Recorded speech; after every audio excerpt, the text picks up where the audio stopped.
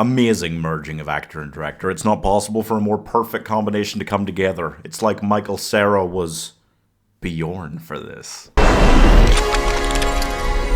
Oh no. Suicide pedal. Where's my father? Take this miserable sin into the company. So, Wes Anderson has done another one of his quirky, crazy things, yes. I think the thing about these films that gets me is I always feel watching them individually like I love them. And then I try to actually think about a favourite, and it is stunningly difficult for me to just differentiate them enough to pick one out and think, oh yes, this is my favourite. Mostly because you kind of think, oh, well, this is the one that has, like, that actor in it. Oh, so did, like, 4 of his other ones, yeah.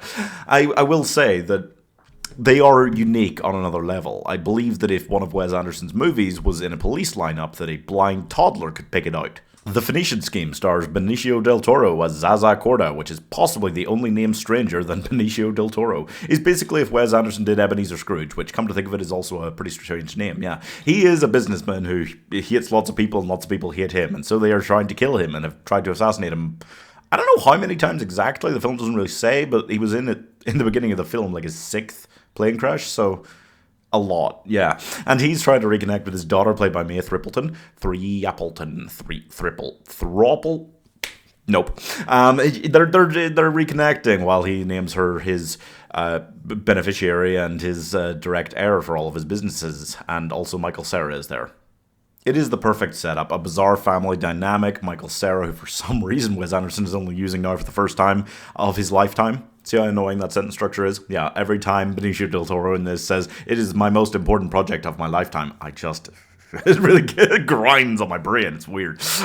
Anyway, he's got to take the couple of these weirdos around with him and try to get a bunch of quirky investors to invest in his latest business venture, which is the most important adventure of his lifetime, whatever.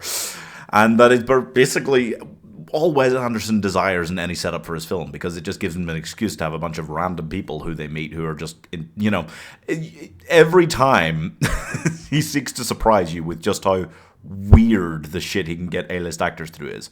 It's literally, you get like the core group of people in a film, which is normally like 2 or 3 people, and then everyone else is just, oh, it's an A-list actor who seemingly has picked the character design out of a GCSE drama improv hat. Like, frankly, in some ways, this felt to me a little bit like it was too normal to be a Wes Anderson movie. I mean, at the core of it, if you uncover a few layers of weirdness, but not an infinite number of layers of weirdness like some of his movies, I feel like you've just got a sweet message about a father-daughter relationship here, which was actually really nice and really well played. I didn't expect it to be such a central focus, and it was wonderful. Michael Cera was great. Threapleton is excellent. She is the right kind of nepotism, yeah, for sure. I feel like she's got a lot of the same kind of energy as like a Florence Pugh, so she can kind of take over that role once everyone in Hollywood just turns on Florence Pugh in like 2 more years for just no reason except for the, obvious that women are treated most terribly in this industry for absolutely no reason. And in every industry, really. Anyway,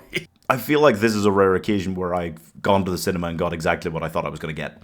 Because I saw the trailer for this one and immediately thought, yes, that looks like a Wes Anderson film. It's going to be very fun. It's going to be very good. It's going to be a very enjoyable watch in the cinema. It doesn't look like one of his best. It also doesn't look like one of his worst. It doesn't look like he's completely gone off the rails. It doesn't look like he's come out with a masterpiece. And pretty much, this is just a run-of-the-mill Wes Anderson film. As much as you could possibly find a fully run-of-the-mill Wes Anderson film, this feels like it. So it maybe doesn't hit the heights or the emotional resonance levels of Asteroid City for me, which personally I think might be my favorite of his. It's very hard to tell. I do feel like some of these grow over time on you. So, I don't know. I feel like it is a strong one of his.